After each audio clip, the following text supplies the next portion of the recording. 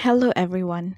At ito na nga ang pinaka-fail-proof na chiffon recipe na ating nahanap online. Ito na yung pinaka-the best na nahanap ko so far at na-test ko na rin. Grabe yung lambot niya.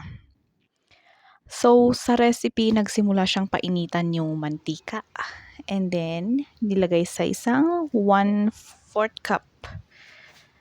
Then, ibuhos mo. Afterwards, nilagay niya yung cake flour. And don't forget to sieve it. Nung una, after ko siya i-mix, syempre iba yung nasa video sa actual, di ba? Akala ko spreadable siya, yun pala hindi. Kaya ayun, tamang masa lang tayo. Makikita naman na hindi siya kayang spread gamit ng spatula, kaya go ahead and masahin mo to. So next is nag-add siya ng cold milk. So ayun, tamang try ulit sa ating mahiwagang spatula pero hindi talaga gumagana. So ginamitan natin siya ng whisker.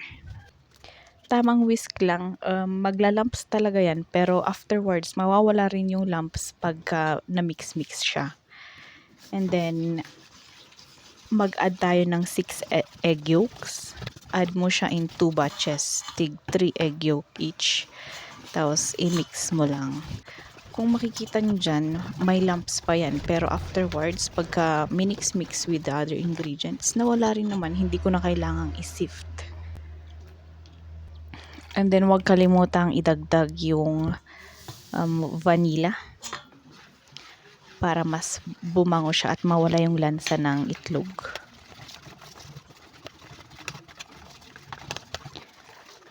Tapos, sa isang ano bang tawag dyan?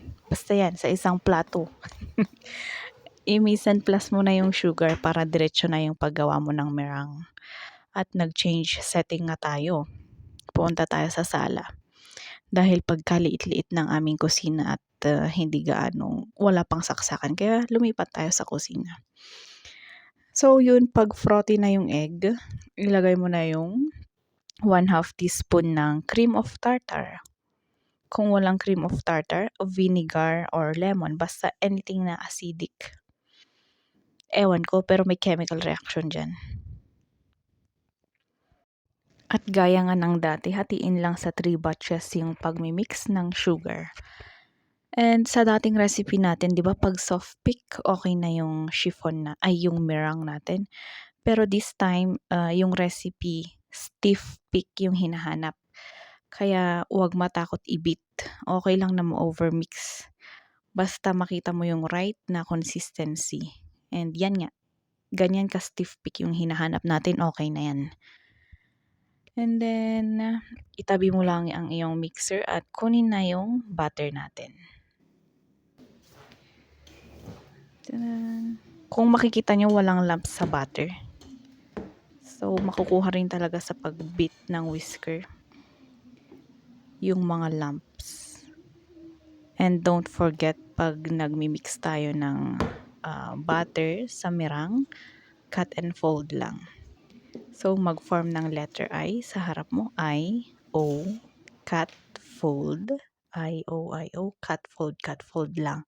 Para hindi mamatay yung hangin at umalsa ng maigi ang ating chiffon. And always 3 batches para maganda yung pagkakamix.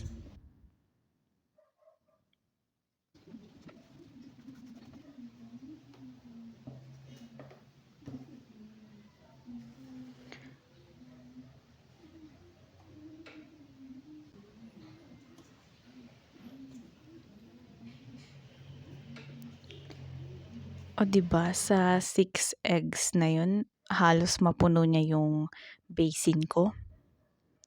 Usually, pang 2 recipe na yun, diba? Ganyan kaalsa ang ating recipe for today.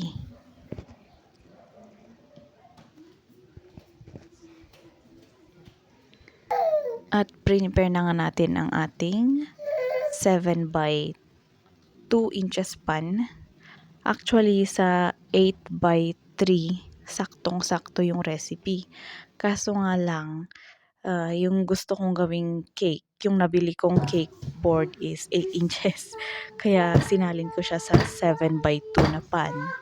At nilagyan ko lang ng parchment paper para hindi mag-overflow. Tapos, winoter bath ko rin siya kung makikita sa video. And then, siguraduhin lang na luto ito. So, sa recipe, 60 to 70 minutes, 160 degrees Celsius. Pero, ayokong masyadong dahil nga masyadong tall yung ginawa ko, na-extend ko to ng 60 plus 30 minutes na 100 degrees Celsius para luto talaga yung loob. Basta kilala nyo naman yung oven nyo. Alam nyo yung heat ng oven nyo. Gaya ng sakin, electric oven siya, di ba?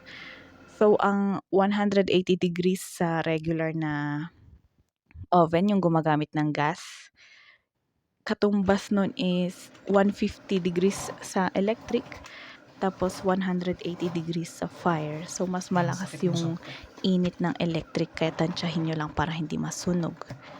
Tapos na yun, inassemble ko na siya. Grabe, napaka-airy, fluffy talaga niya. Yan lang, bye-bye.